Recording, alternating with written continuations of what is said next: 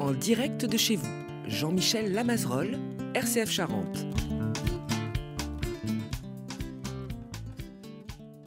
Bonjour à toutes et à tous, bienvenue dans En direct de chez vous à Cellefroint.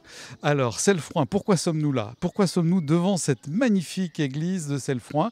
Eh bien parce qu'elle fête un anniversaire très important, mais c'est pas moi qui vais vous en parler, c'est Madame le maire, Madame Marie-Annick Perche qui est à mes côtés, qui va nous situer Cellefroint déjà, et puis nous parler de cette église et de l'initiative qu'il y a eu autour de son anniversaire. Bonjour Madame le maire. Bonjour. Bien, Cellefroint, c'est une petite commune dans le Nord Charente qui a 580 habitants. Et c'est lors de l'inauguration des travaux intérieurs de l'église de Cellefroint, l'abbatiale Saint-Nicolas, que Monseigneur Gosselin a vu qu'elle allait avoir 1000 ans cette année. Donc anniversaire un peu exceptionnel, ou même complètement exceptionnel, que nous avons initié de fêter lors d'une réunion publique le 24 juin de l'année dernière. Pendant cette réunion, les administrés ont manifesté quelques envies, pour des idées pour fêter cet événement. Et Frédéric Bentley s'est proposé pour être président de cette association. Il a, depuis cette date, fait un travail exceptionnel pour commencer depuis la semaine dernière des manifestations de grande ampleur et puis qui vont durer tout l'été avec des chorales, des jeux de pistes, toutes sortes de choses dont vous allez découvrir le programme tout au long de cet événement. Bien, alors quand vous dites la semaine dernière, c'est fin mai, hein, voilà, on était 2025, parce que des fois on nous écoute bien après. Moi j'ai envie de revenir, on ira vers Frédéric Bentley tout à l'heure. Ces travaux de restauration, ils ont commencé quand? Parce que moi j'ai connu cette église complètement recouverte de mousse, de verdure, et elle était déjà magnifique et très imposante au milieu du village ici. On ne peut pas la rater. Et c'est un chef-d'œuvre roman finalement. On en parlera tout à l'heure avec Luigi. Mais cette restauration, elle a commencé quand? La restauration intérieure a duré 9 mois. Elle s'est terminée donc en juin 2023. Et il y avait eu d'autres étapes de restauration qui avaient été initiées par mes prédécesseurs pour dévier l'eau. Ensuite, il y a eu la restauration de la toiture et sous mon mandat, c'est la restauration intérieure, donc pour nettoyer les murs de cette algue un peu verte et puis éclairer magnifiquement cette abbaye.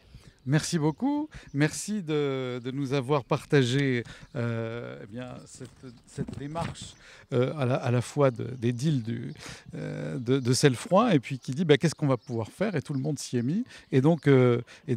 Bentley en particulier.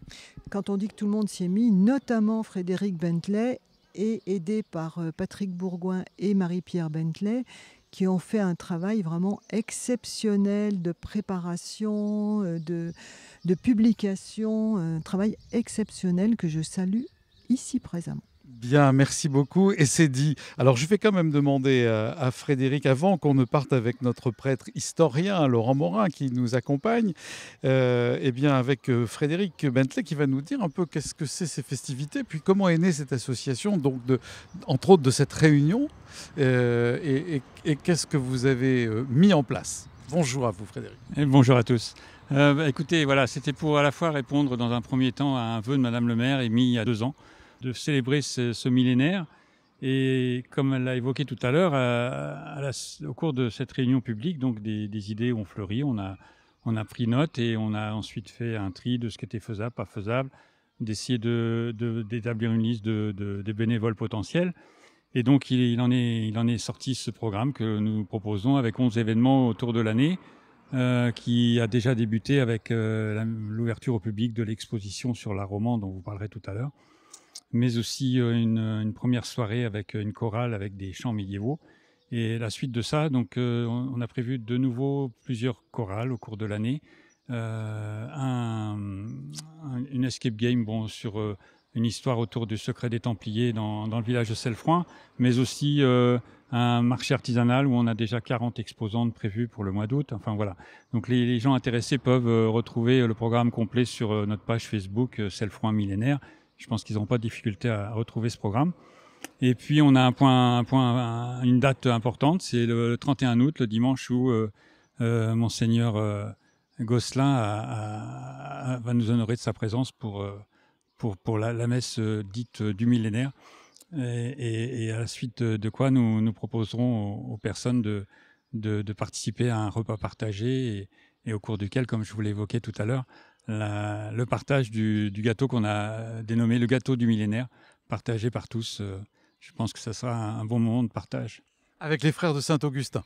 Voilà, tout à fait. On aura la possibilité d'avoir effectivement la présence des frères Saint-Augustin de Montbron, et a priori, donc, il est prévu également une délégation de l'abbaye de Chancelade, puisque donc les premiers habitants de l'abbaye ont été des frères, des moines de Saint-Augustin. Voilà, très bien. Il y a un lien avec Chancelade dans ce que j'ai lu dans les pages d'histoire, et ça, on va aller vers Laurent pour qu'il nous parle de tout ça. Qu'est-ce qui vous a motivé, j'ai entendu sans doute votre épouse, etc., ce groupe pour le monument? Vous parlez, vous y étiez comment là vis-à-vis de tout ça? Je dois avouer que personnellement, je suis pas pratiquant, mais c'est par respect habitant tout à côté de cette magnifique église, ayant vu pendant 6 mois les ouvriers venir la restaurer, c'était presque une évidence d'apporter sa participation à faire en sorte que ce monument puisse être connu de bien d'autres personnes. Effectivement, on a la chance d'avoir régulièrement des visiteurs, parce que je pense que ça fait partie d'un tour de visite dans les environs des églises à l'architecture romane.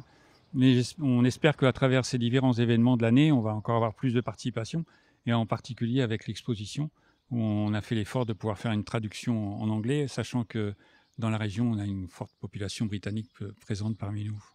Merci de cet éclairage, Frédéric Bentley. Père Laurent Morin, on va commencer notre déambulation là tous ensemble, et puis aussi avec Luigi Marson qu'on interviewera tout à l'heure et qui fait cette magnifique exposition sur l'art roman. Père Laurent Morin, bien bonjour. Bonjour à tous. Alors je vois que vous tenez dans vos bras un de vos bébés. Alors qu'on ne s'offusque pas, hein, 2 kilos. C'est un livre, Le Ruffécois, Histoire du patrimoine Nord-Charente, aux éditions La Geste. Et à l'intérieur, quand on ouvre, on découvre la lanterne des morts, parce qu'il faut aussi qu'on en dise 2 mots. Et puis cette magnifique façade de l'église de Cellefroint. Dites-nous tout, Père Laurent Morin. Eh bien, bon, c'est un ouvrage bien sûr général qui présente les richesses du patrimoine du Nord-Charente, notamment ses prieurés, ses abbayes, et justement, entre autres, bien sûr, l'abbaye de Cellefroint, abbaye Saint-Pierre de Cellefroint, avec l'église Saint-Nicolas. Donc, dont on fête effectivement le millénaire, 1025. La fondation est à l'origine voulue par l'évêque de Périgueux, qui est aussi un ancien moine de l'abbaye de Nanteuil, qui se trouve tout près d'ici. Donc, il connaissait bien cette vallée du Son et toute cette forêt. Et c'est depuis l'abbaye de Nanteuil, donc, qu'il a porté son dévolu donc, sur ce lieu pour y fonder, avec le seigneur local, qui s'appelait Froint, eh bien, la cella de Froint. Une cella, c'est un ermitage, c'est un lieu un peu isolé dans la forêt, au fond d'une vallée, pour la prière, pour la contemplation. Et de cette cella, la cella de Froint, donc l'ermitage, si on veut, de Froint, donc ce seigneur local, eh bien, est née cette abbaye donc de Cellefroint, Saint-Pierre de Cellefroint, qui a été donnée dès le départ aux chanoines réguliers de Saint-Augustin. Ils y menaient au départ une vie, on va dire, assez solitaire, hein. Il n'y a pas de vie communautaire en tant que telle à la fondation. La vie communautaire de ces chanoines apparaît plus tard, à partir vraisemblablement des années 1075, donc la fin du XIe siècle. Et c'est à partir de là, semble-t-il, que l'on construit l'église devant laquelle nous sommes, fin XIe siècle, peut-être même 1095. 1095, c'est la période qui est assez courte où l'abbaye va être de Cellefroint, donc sous la tutelle de l'abbaye de Charroux.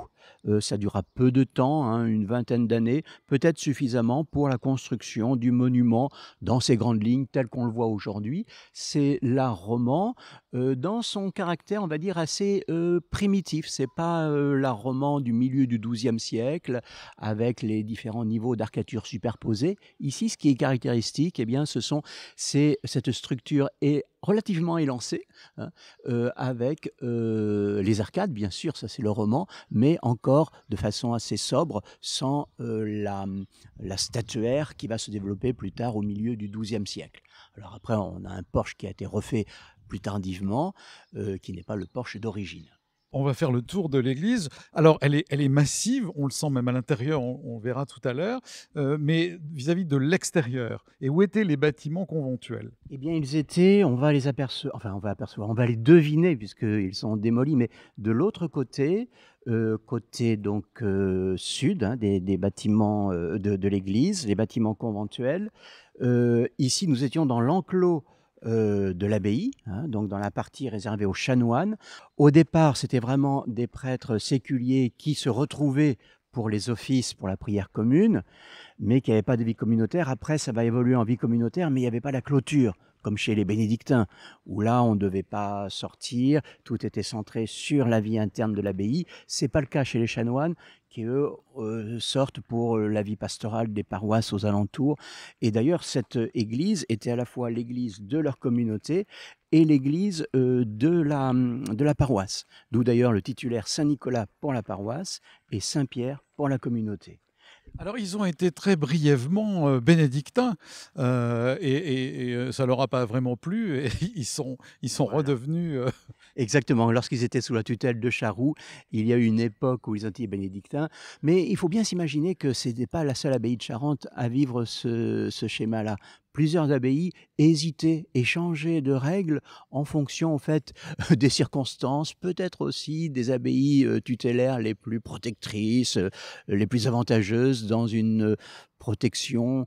Et puis après, lorsqu'ils en avaient marre, lorsque c'était trop de soumission, ils regagnaient leur indépendance et c'est ce qui s'est passé à Cellefrouin. Et on le trouve encore même à l'époque moderne, au XVIe, XVIIe siècle. Alors, pour la décrire, comment la décrire? Ce clocher massif qui est au-dessus, alors dites-nous de la croisée comme souvent. Absolument, croisée des transepts avec au-dessus donc un clocher relativement massif, reconstruit après, là on a une reconstruction XVIIe siècle, donc après les guerres de religion.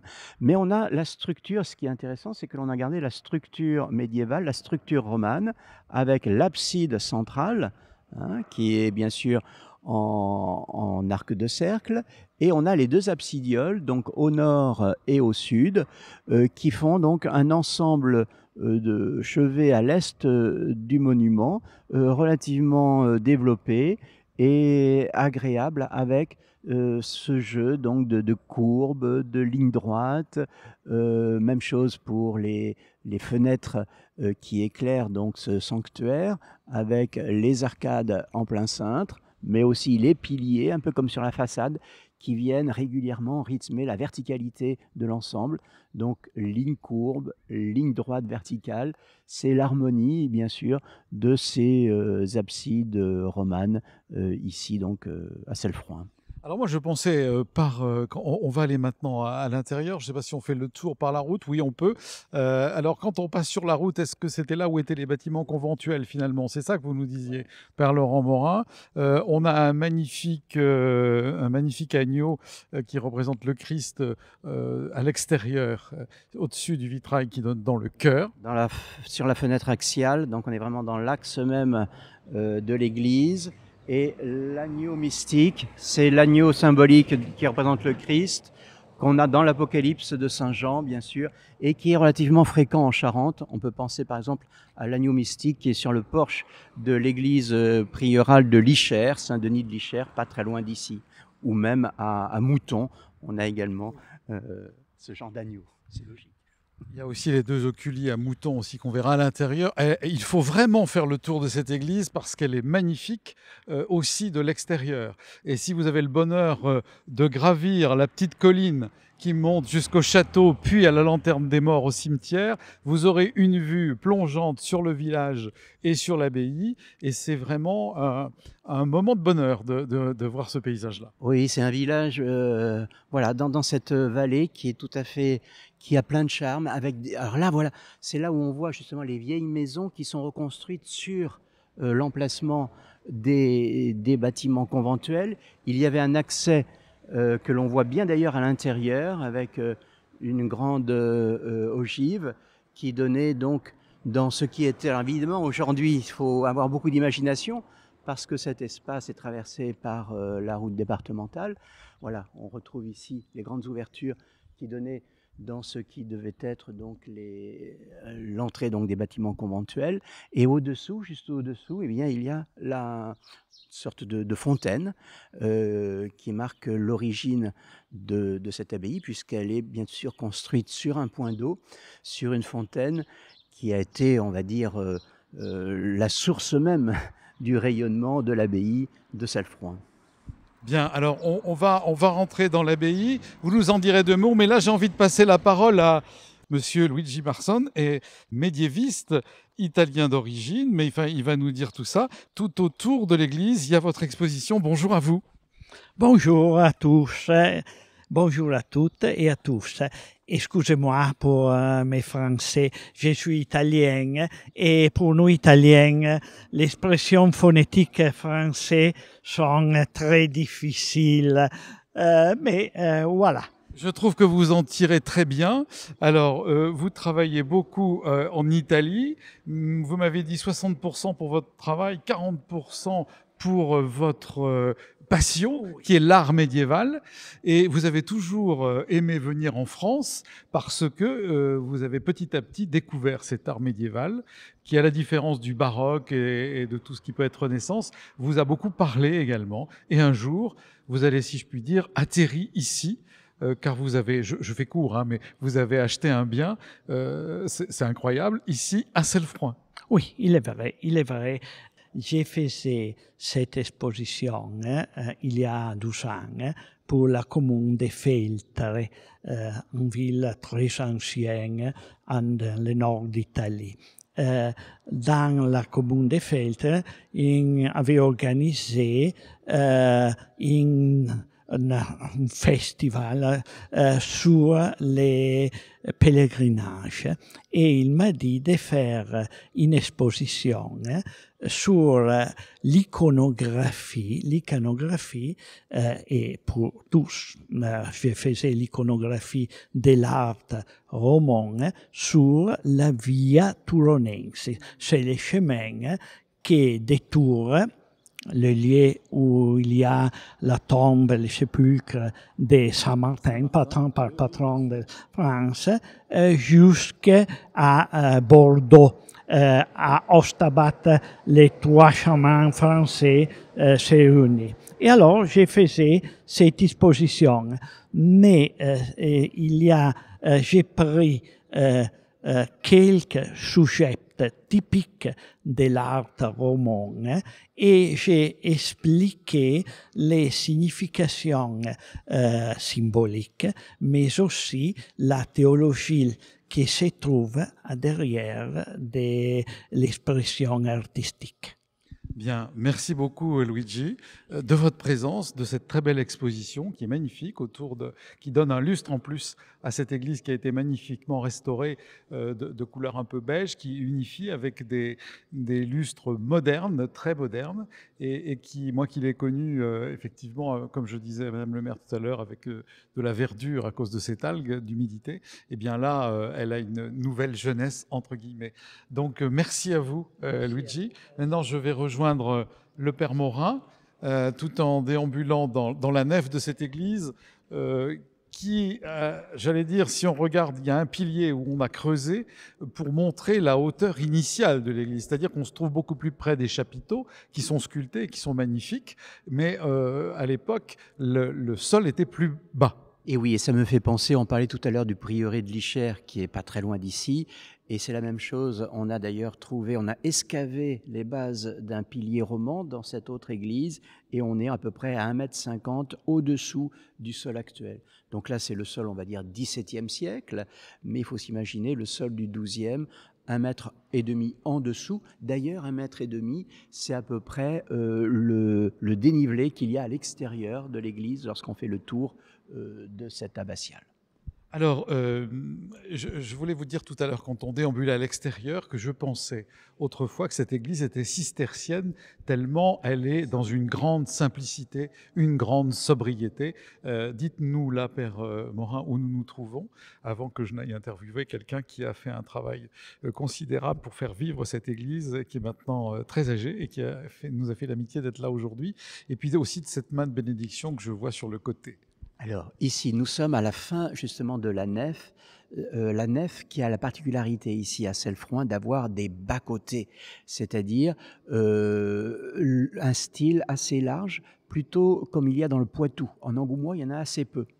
Il y en a assez peu qui ont cette largeur avec les bas-côtés. Et là, ces bas-côtés se transforment en 2 absidioles, c'est-à-dire 2 chapelles latérales qui sont dans les axes de ces nefs secondaires, on va dire, au nord et au sud.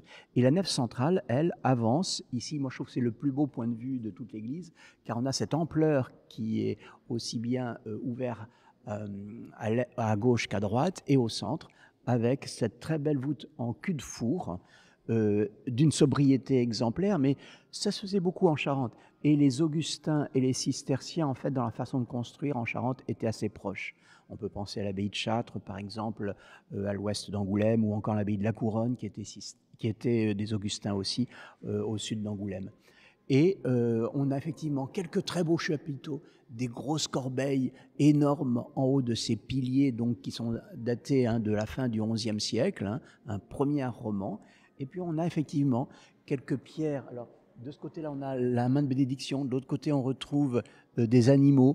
On retrouve aussi un modillon intégré dans ce mur reconstruit, on va dire, au fur et à mesure des temps, après la guerre de 100 ans, après les guerres de religion.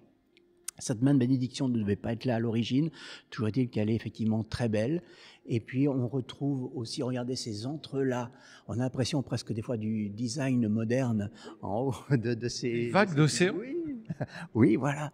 Et on a cette blancheur retrouvée de l'intérieur de cette abbatiale qui invite vraiment à la méditation, au recueillement. C'est vraiment un très beau lieu, une chance pour cette région autour de Cellefrouin.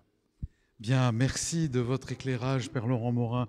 Alors maintenant, il y a quelques années, je suis venu visiter cette église de Cellefrouin et je suis arrivé et j'ai vu que le chœur était entièrement entouré de coupelles avec des roses fraîches coupées dans l'eau.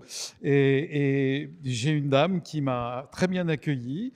Elle m'a expliqué qu'elle cultivait son jardin pour fleurir cette église. Depuis, eh bien, Christiane Massias, c'est elle dont il s'agit, est en maison de retraite, mais aujourd'hui, elle est venue nous voir et on est vraiment ravis. Je suis ravi de vous retrouver. Bonjour Christiane. Voilà, bonjour monsieur. Vraiment, je suis ravie moi aussi d'être ici.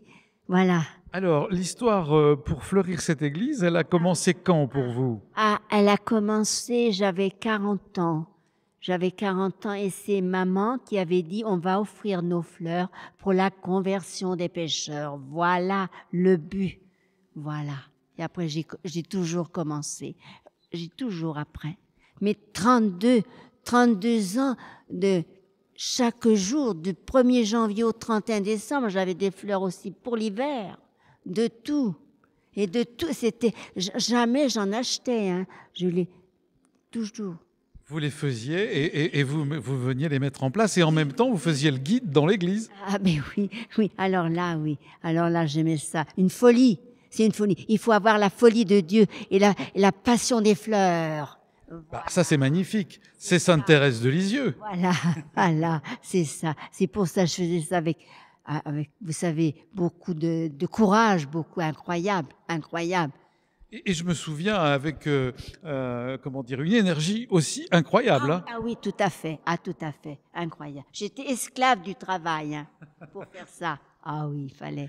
Bon, merci. Un amour profond de Dieu et puis pour la conversion des pécheurs. Bien, c'est magnifique ce que vous nous dites, Christiane. On est vraiment ravis de vous avoir vu aujourd'hui et nos auditeurs de vous entendre. Ah oui, tout à fait. Voilà, et moi aussi, ravie. Vraiment, je m'y attendais pas. Vraiment, c'est une surprise. Parce que j'ai été très marqué par notre rencontre. Et donc, je me suis dit, en allant à Cellefroint, on ne peut pas rater. Quand j'en ai parlé à Madame le maire, Madame Perche, elle m'a dit, mais on va aller la chercher.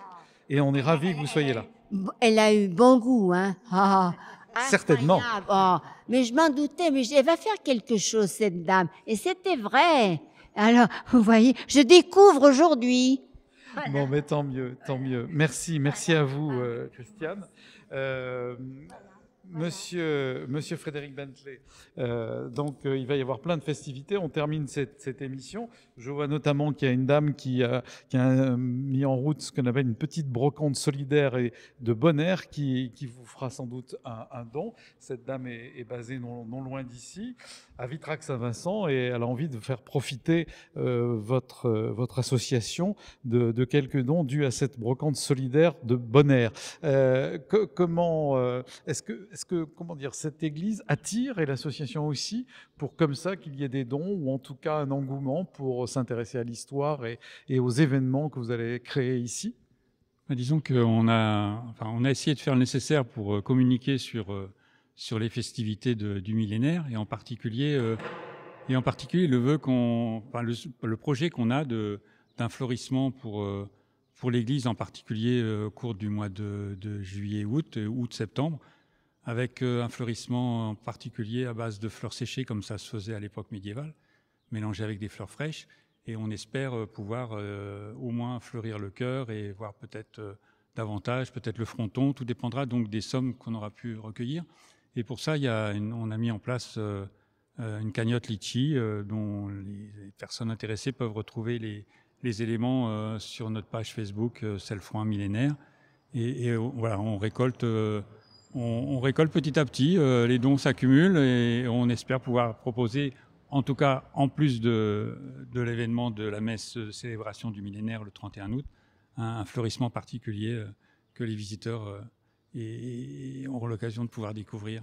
Bien, merci beaucoup à toutes et à tous pour votre témoignage. Madame le maire, le père Laurent Morin, Ghislaine, Luigi, etc. et Denis qui nous filment. Et puis, ça va peut-être être l'occasion de lancer une nouvelle aventure, une nouvelle histoire pour cette église qui nous a conduits dans les siècles passés au début de cet art roman si beau et si particulier. Je vous dis, moi, à la semaine prochaine pour une autre émission d'En Direct de chez vous. Au revoir.